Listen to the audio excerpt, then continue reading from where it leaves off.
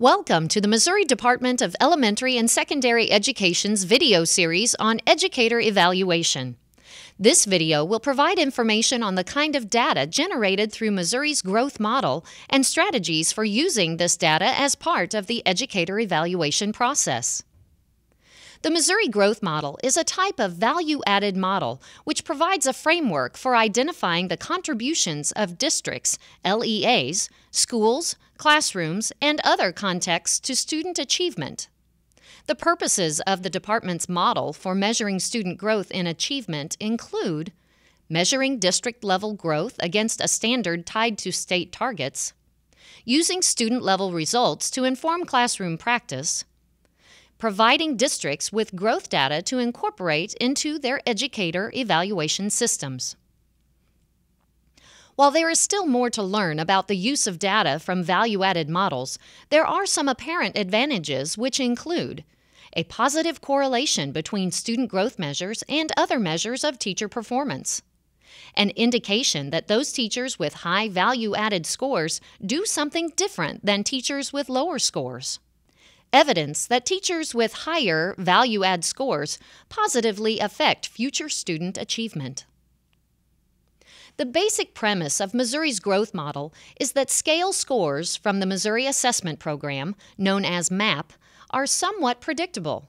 While it is impossible to know exactly how a student will score, the model makes an educated guess using patterns captured over time across the entire statewide database. This predicted student test score is based on prior test scores, student mobility, and average prior year student achievement. Growth model calculations use 4 years of student test scores that have been organized into pairs.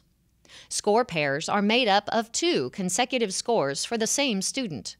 Students have up to 3 score pairs which are grouped by school and based on where the student was tested during the current year. The predicted score for each score pair is compared to the actual score to generate a residual. The residual is the difference between the predicted score and the actual score and is expressed as a normal curve equivalent score, or NCE.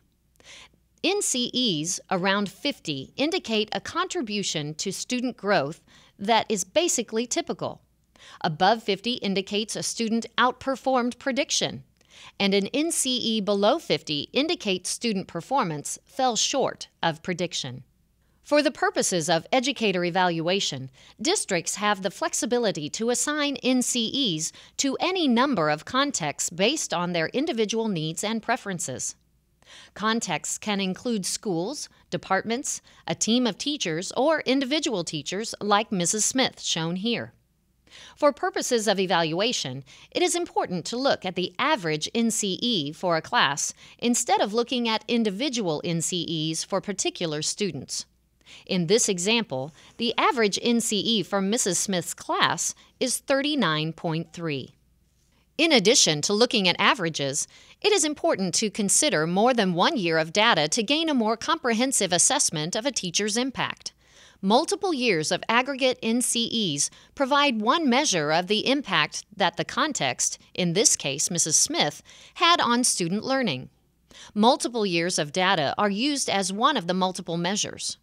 When combined with other measures, trends and patterns may become evident, allowing general conclusions to be made regarding the impact of a teacher like Mrs. Smith and Mr. Doe. This type of data on student performance is available to all districts and charter schools through the MCDS portal on the DESE website. Districts and charter schools can access their student growth data by selecting Secured Content. Security is maintained through DESE's Secured Web Application Logon. The username and password provided to each district and charter school is used for access. When districts and charter schools reach this page, they select Quick Facts and choose State Assessment. The option to sign out is offered where indicated. District and charter school representatives are then able to download the files that they need. Additional information regarding the Missouri Growth Model, including detailed explanations regarding calculations, uses of growth data as part of other department initiatives, and other resources are made available by the Department of Elementary and Secondary Education. You may access this information at the following web address. You can find more information regarding the essential principles of effective evaluation and the state's new model educator evaluation system on the Office of Educator Quality's homepage at desi.mo.gov/EQ.